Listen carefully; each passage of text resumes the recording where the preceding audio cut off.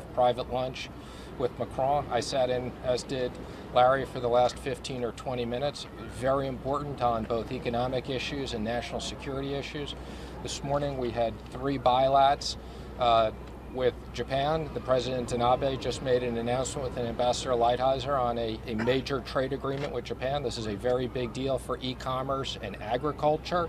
It's going to really help beef, corn, other agricultural sales. We had a very productive meeting with Canada. We're expecting that the USMCA will get passed in the next month or two.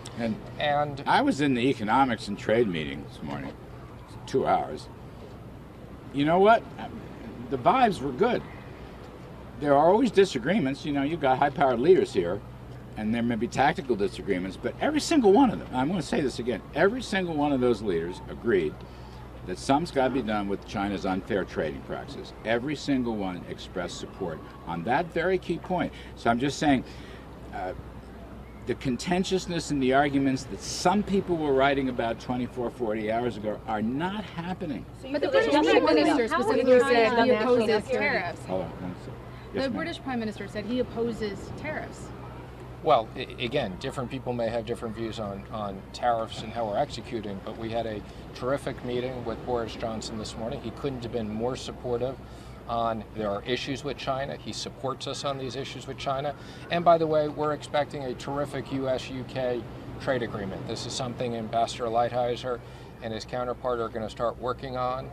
And we expect to be able to do a lot more business with the UK. When it comes to Russia, can I ask a question about Russia? Sure. Okay, just to follow up on that, Wait, let me just make an add-on. Boris Johnson's a free trader, and expressed that view. I am a free trader. I believe my secretary is a free trader also.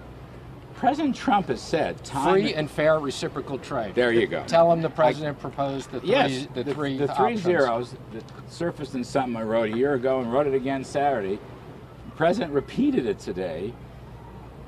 His vision here is 0 tariffs, 0 non-tariff barriers, and 0 subsidies. And so when Boris Johnson and others say they're free traders, the president believes that too, free, fair, and reciprocal trade.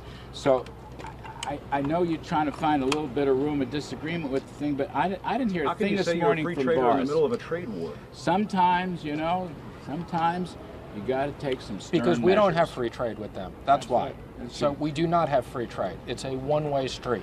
They have free entrance into our markets, our investments, our companies, and we do not have the same thing there. That's the only reason why we are in this situation with China. If China would agree to a fair and balanced relationship, we would sign that deal in a second. Okay, The the president said that there was a lively discussion about whether Russia should be readmitted to the G7. He didn't want to say who sided with him, but could you tell us a little bit more about that conversation and how likely it is that they'll be invited to the G7 next year? I guess that would make it the G8 in the United States. Well, I wasn't in that discussion, so I can't say literally what happened in it. I can tell you the president has not made any decision one way or another about next year.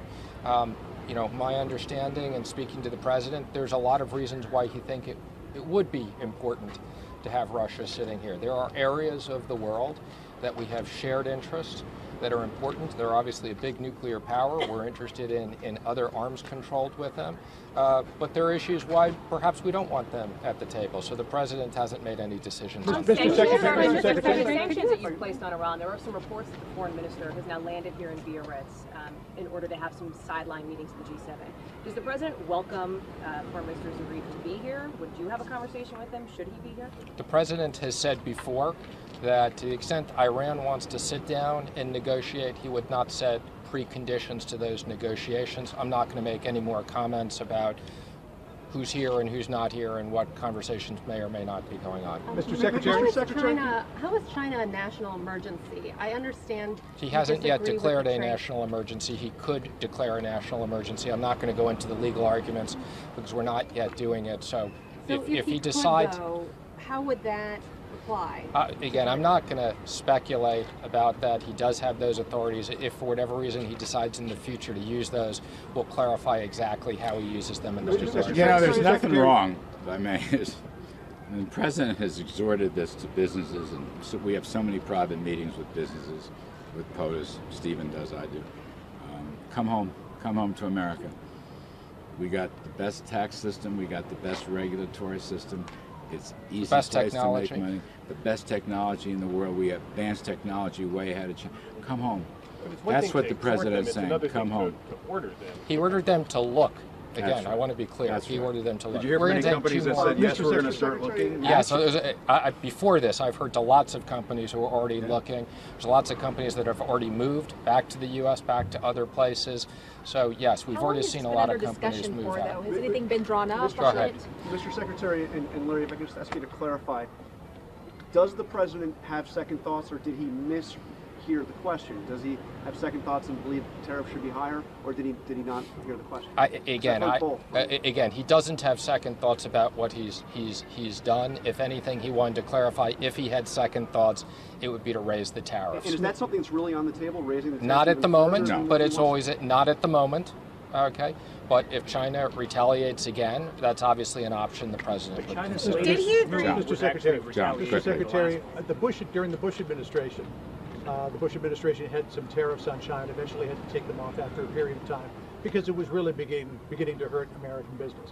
What's different between then and now, and it's believed by many people that the U.S. could win a war of attrition against China, but at what cost? Again, we have not seen any significant cost to U.S. business at this point. I just clarified the tariffs that we did postpone for holiday. I want to be very clear. The only reason we did that is because companies had already committed in U.S. dollars to those holiday things.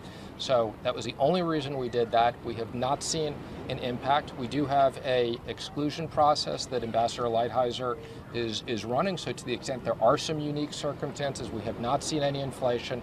The U.S. consumer's in good job. We're going to take off. Thank you, everybody. On climate change? Thank you. Thank you guys for doing that. Thank you. Thank you.